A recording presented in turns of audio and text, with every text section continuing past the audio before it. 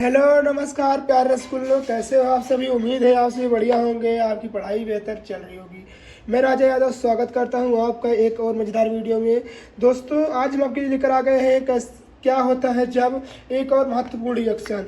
ये चैप्टर जो है, चैप्टर हमारा एल्कोहल, फिनॉल तथा ईथर चैप्टर से है। दोस्तों, क्या होता है जब, ये अभिक्रिया आपको आपकी बोर्ड एग्जामिनेशन में बहुत बार देखी गई है और इस बार भी यह रिएक्शन काफ़ी पूछे जाने की संभावना बहुत ज़्यादा है।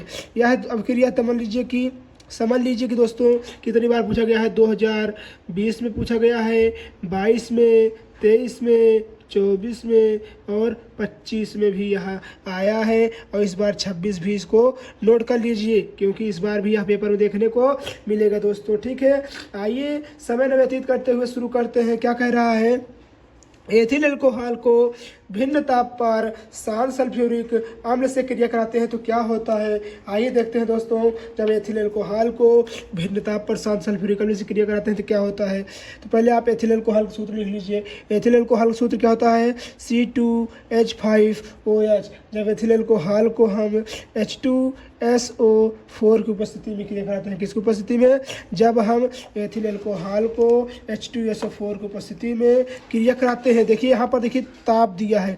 ताप बोले तो आप कोई ताप रख दीजिए, जैसे मान लीजिए 110 डिग्री हो गया या 140 डिग्री हो गया या 150 डिग्री हो गया। जब आप ताप रखते हैं दोस्तों, तो आप क्या पता है आपको क्या होता है। जब आप ताप यहाँ पर रखते हैं तो आपको पता होना चाहिए दोस्तों, ये जो हाइड्रोजन है, हाइड्रोजन यहाँ से निकल जाएगा। जब हाइड्रोजन निकल जाएगा तो हमारे पास क्या बचेगा, C2H5O।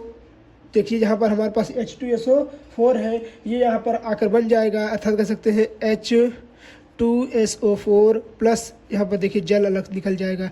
ठीक है, ये बनेगा अगर आप करेंगे तो। नहीं तो अगर आप 140 डिग्री ताप पर करे हैं तो क्या बना है, C2H5H2SO4 बना। अगर आप यही चीज़ C2H5O यानी एथिल अल्कोहल को शांत सल्फ्यूरिक अम्ल, देखिए H2SO4 की उपस्थिति में फिर से क्रिया कराएंगे, किसके साथ, तो फिर से आप एथिल अल्कोहल की उपस्थिति में ही क्रिया कराएंगे तो क्या निर्माण होगा दोस्तों। और कितना उपस्थिति है, तो आपको यहाँ पर 40 डिग्री रखिए, 140 डिग्री। जैसे ही आप 140 डिग्री सेल्सियस यहाँ पर रखेंगे तो आपको क्या तैयार होगा, C2H5।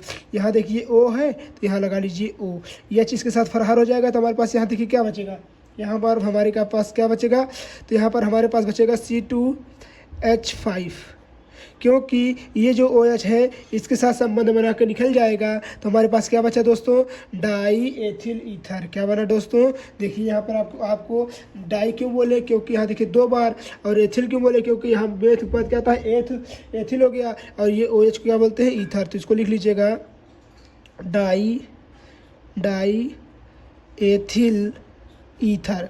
क्या बनेगा, डाई एथिल ईथर का निर्माण होता है दोस्तों। और जो हमारा है H2SO4 है, ये हमारा क्या हो जाएगा, अलग से निकल जाएगा। ठीक है दोस्तों, और ये हमारा तो पता है आपको, एथिल अल्कोहल को शांत सल्फ्यूरिक अम्ल की उपस्थिति में जब एथिल अल्कोहल से क्रिया कराते हैं, कितना डिग्री में दोस्तों, 140 डिग्री में क्रिया कराते हैं तो हमारे पास क्या निर्माण होता है, तो हमारे पास डाई एथिल ईथर का निर्माण होता है। उम्मीद दोस्तों ये अभिक्रिया आपको बहुत अच्छे समझ में आई होगी।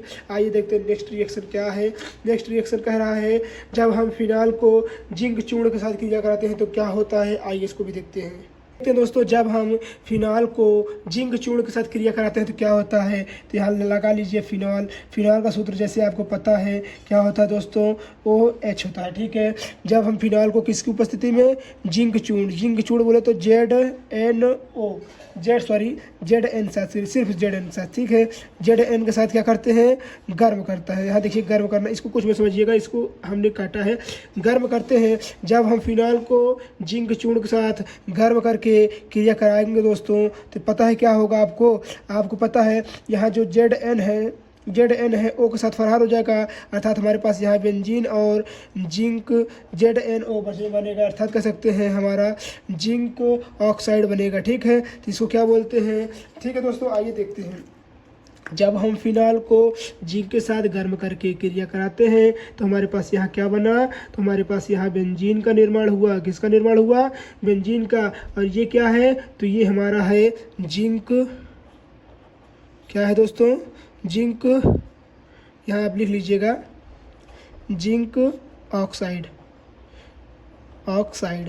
जिंक ऑक्साइड का निर्माण होता है और इसको बोलते हैं फिनॉल, जैसे कि आपको पता है, आप पढ़ चुके हैं कई बार। ठीक है दोस्तों, तो जैसे ही हम फिनॉल को जिंक चूर्ण के साथ गर्म करते हैं वैसे ही हमारे पास क्या निर्माण होता है, बेंजीन का निर्माण होता है। तो हमको यही पता करना था कि हमें क्या निकल कर आएगा, तो हमको बेंजीन निकल कर आएगा। दोस्तों उम्मीद है आपको ये क्वेश्चन बहुत अच्छे समझ में आया होगा। आइए देखते हैं क्वेश्चन नंबर 3।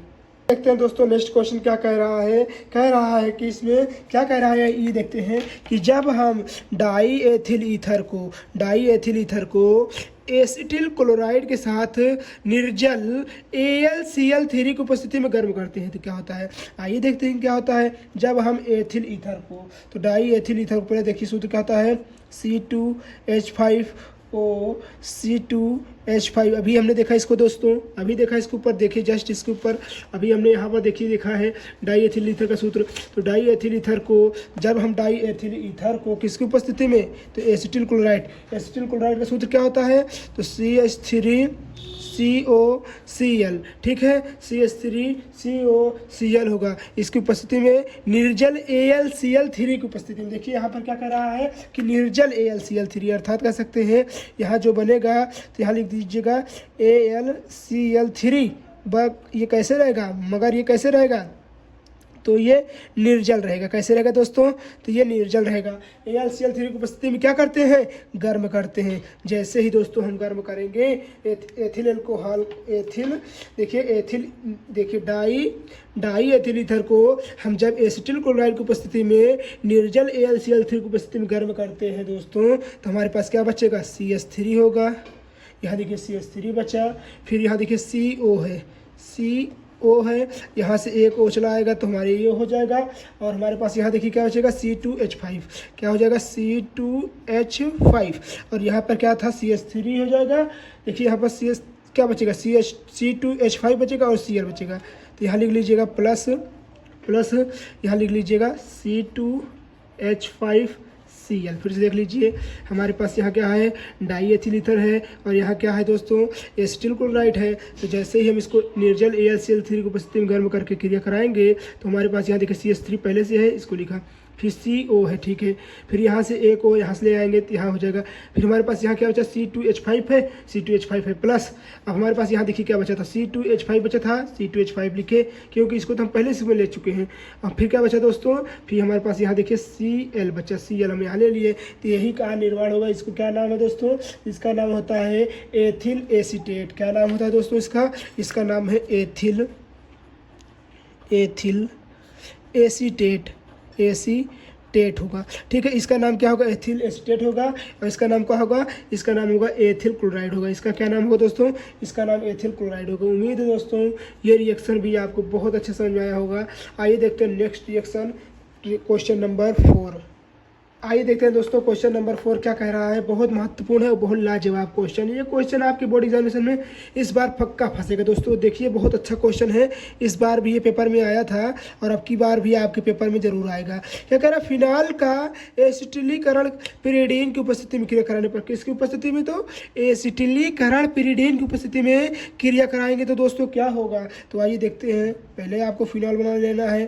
फिनाल आप इतनी बार बना ले होंगे कि दोस्तों फिनाल आपको याद हो चुका होगा कि बेंजीन के ऊपर OH तो ही लगाना है, यही होता है फिनॉल।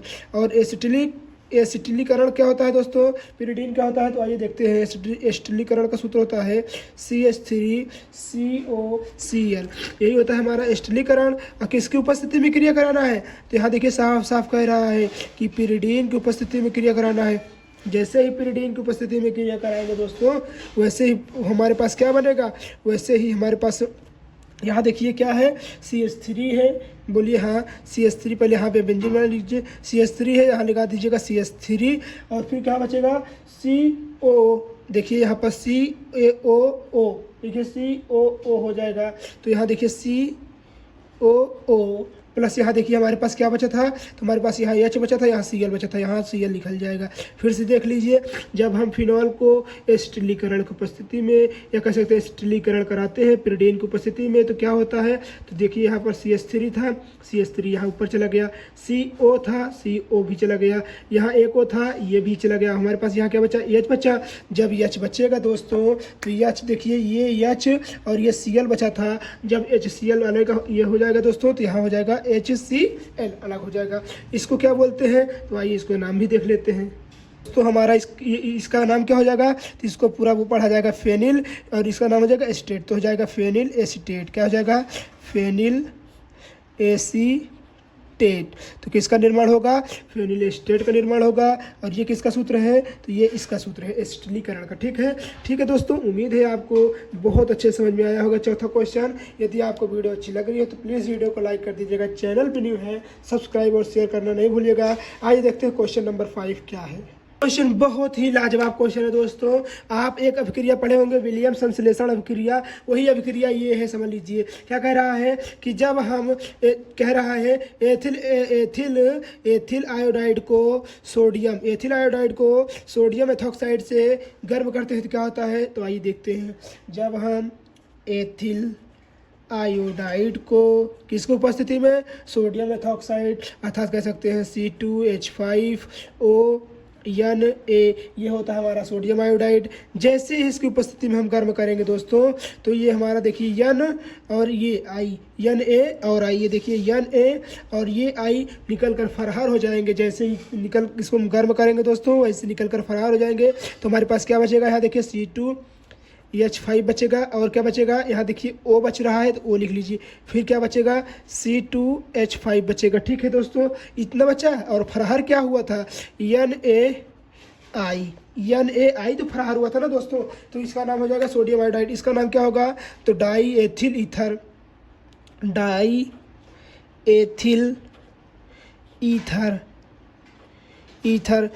एथिल ईथर हो जाएगा। इसका नाम हो जाएगा सोडियम आयोडाइड, इसका नाम हो जाएगा एथिल आयोडाइड, इसका नाम हो जाएगा, क्या नाम हो जाएगा इसका दोस्तों, तो इसका नाम यहाँ देखिए दिया है सोडियम एथॉक्साइड। ठीक है दोस्तों, उम्मीद है आपको ये समझ में आया होगा। आइए फिर से एक बार समझा देते हैं। जब हम एथिल आयोडाइड को किसके साथ, सोडियम एथॉक्साइड के साथ गर्म करके क्रिया कराते हैं तो किसका निर्माण होता है, तो डाई एथिल ईथर का निर्माण होता है। बधाई हो, आपको डाई एथिल ईथर प्राप्त हुआ है। उम्मीद है दोस्तों ये अभिक्रिया आपको बहुत अच्छे समझ में आई होगी। यदि हमारी वीडियो आपको अच्छी लगी हो तो प्लीज़ वीडियो को लाइक कर दीजिएगा, अपने दोस्तों तक शेयर, और चैनल पे न्यू है तो सब्सक्राइब करना नहीं भूलिएगा दोस्तों। मिलते हैं फिर किसी मज़ेदार वीडियो में, तब तक के लिए धन्यवाद दोस्तों। जय हिंद, जय भारत, वंदे मातरम।